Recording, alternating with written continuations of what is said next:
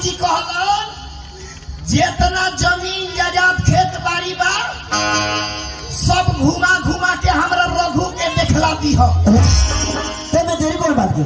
चल हम चल के घूम रहा जा। ए जाए के बाद ए जैसे ताका ना है फार्म। अच्छा हमारी नहीं जाए के ऐसे सब देख लेके ओई फार्म तोरा बापे के बनावल हो ना मन पिताजी के बनावल हो। ए भैया हेले पछिन देखो पछिन। हां यहाँ से जहाँ ले नजर जात हो तोहरा मंडी हाले हां सब तोरा बाप के जमीन हो। ए ना पिताजी के हो। ए बस चलो पोखरा और ले चलता नहीं। अबे चल चला जा। पहले सी ए में के पहले सी फार्म के सिपाही रखो। ए भैया तोहरा शीतलापुर फार्म के सिपाही पहले हमारा नथुनी मौसा रहे।